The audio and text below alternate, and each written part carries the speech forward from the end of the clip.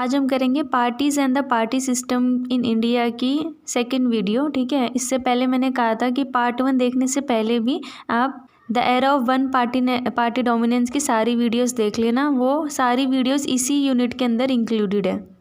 Privi purse, ठीक है, तो प्रीवी पर्स ये था कि जब प्रिंसली स्टेट्स जो थे उनका इंटीग्रेशन हुआ था तो उस टाइम पर जो है उन स्टेट्स को ये अलाउ कर दिया था कि वो अपनी प्राइवेट प्रॉपर्टी जो है वो रिटेन कर सकते हैं, रख सकते हैं, और गवर्नमेंट जो है वो साथ ही साथ उन्हें अलाउंस भी देगी। ठीक है, तो ये था प्रीवी पर्स। अब क्या हुआ था, उस टाइम पे बहुत सारे लोग ऐसे थे, ठीक है, जिन्होंने इसको क्रिटिसाइज़ भी किया था। बहुत सारे लोग जो वो इसके अगेंस्ट थे कि ये नहीं होना चाहिए। और 1967 के इलेक्शन के बाद इंदिरा गांधी ने जो है डिमांड भी किया था कि प्रीवी पर्स को जो है वो एबॉलिश कर देना चाहिए। ठीक है, गवर्नमेंट ने जो है वो कोशिश भी करी थी कॉन्स्टिट्यूशनल अमेंडमेंट के थ्रू 1970 के अंदर इसको जो है एबॉलिश करने की, लेकिन राज्यसभा के अंदर जो है ये पास नहीं हो पाया था। और 1971 के इलेक्शन के बाद जो है कॉन्स्टिट्यूशन को अमेंड कर दिया और प्रीवी पर्स जो है वो एबॉलिश कर दिया। नेक्स्ट जो हमारा टॉपिक है वो है 1971 election and restoration of Congress. ठीक है, तो इसमें ये बता रखा है कि कांग्रेस के स्प्लिट के बाद, इससे पहले हमने पढ़ा था कि कांग्रेस ओ और कांग्रेस आर पार्टी बन गई थी। ठीक है, तो कांग्रेस के स्प्लिट के बाद क्या हुआ था कि जो इंदिरा गांधी की गवर्नमेंट है वो माइनॉरिटी पे आ गई थी। ठीक है, लेकिन ये जो कम्युनिस्ट पार्टी ऑफ इंडिया और डीएमके पार्टी की वजह से वो फिर भी जो है इनकी सपोर्ट की वजह से वो गवर्नमेंट में बनी रही। इस टाइम के ऊपर जो है वो land reform, land ceiling legislation का सपोर्ट करती रही। ठीक है, और इनको इम्प्लीमेंट करने के लिए, लेकिन दूसरी पार्टीज़ के ऊपर अपना डिपेंडेंस कम करने के लिए और अपनी पार्टी को पार्लियामेंट में और मजबूत बनाने के लिए उन्होंने रिकमेंड किया डिसोल्यूशन ऑफ लोकसभा। ठीक है, तो दिसंबर 1970 के अंदर लोकसभा जो है वो डिसॉल्व हो गई और 5th जनरल इलेक्शन हुए फरवरी 1971 के अंदर। और उस टाइम पे उनके जो अपोजिट साइड पे थे वो थी सारी नॉन कांग्रेस ऑपोजिशन पार्टी। सब ने जो एक बहुत बड़ा अलायंस बना लिया जिसको हम ग्रैंड अलायंस भी बोलते हैं, जिसके अंदर एसएसपी, पीएसपी, भारतीय जनसंघ, स्वतंत्र पार्टी और भारतीय क्रांति दल, ये सारी मेजर पार्टीज थी। ठीक है, इन्होंने मिलकर जो एक बहुत बड़ा अलायंस बना लिया।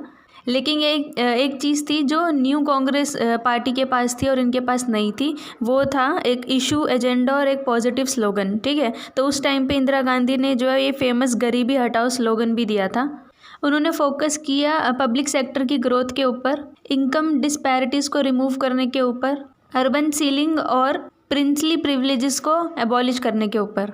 इसका रिजल्ट ये निकला कि इंदिरा गांधी की पार्टी जो है वो जीत गई। नेक्स्ट है हमारा वन पार्टी सिस्टम। तो वन पार्टी सिस्टम क्या होता है, कुछ कंट्रीज ऐसी है जहाँ पर सिर्फ एक ही पार्टी जो है वो उन्हीं को अलाउड होता है to control and run the government. ठीक है, गवर्नमेंट जो है सिर्फ एक ही पार्टी चला सकती है। जैसे कि चाइना के अंदर जो कम्युनिस्ट पार्टी है सिर्फ वही रूल कर सकती है वहाँ पर। ठीक है, तो ऐसी कंट्रीज जहाँ पर सिर्फ एक ही पार्टी होती है उसको बोलते हैं वन पार्टी सिस्टम। ठीक है, और ये इसका मेजर डिसएडवांटेज यही होता है कि ये डेमोक्रेटिक ऑप्शन बिल्कुल भी नहीं है। ठीक है, वैसे तो कोई भी फ्री होता है अपनी पॉलिटिकल पार्टी बनाने के लिए, ठीक है, और इलेक्शन कंटेस्ट करने के लिए, लेकिन वहाँ का जो इलेक्टोरल सिस्टम है वो ऐसा है कि वहाँ पर जो है सिर्फ एक ही पार्टी जो है वही रूल कर सकती है।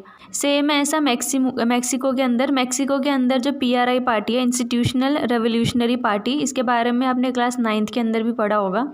2000 तक जो है सारे इलेक्शन जो है वो इसी पार्टी ने जीते हैं। ठीक है, यहाँ पर जो अपोजिशन पार्टीज थी वो इलेक्शन तो कंटेस्ट करती थी लेकिन कभी भी जो है वहाँ पर जीत नहीं पाई, और ये जो है बहुत सारी डर्टी ट्रिक्स भी यूज़ करती थी इलेक्शन जीतने के लिए। ठीक है, जैसे कि वहाँ के जो स्कूल के टीचर्स थे वही जो है पेरेंट्स को फोर्स करते थे टू वोट पीआरआई पार्टी। ठीक है, और मीडिया भी जो है वो अपोजिशन पार्टी की एक्टिविटीज़ को इग्नोर कर दिया करती थी।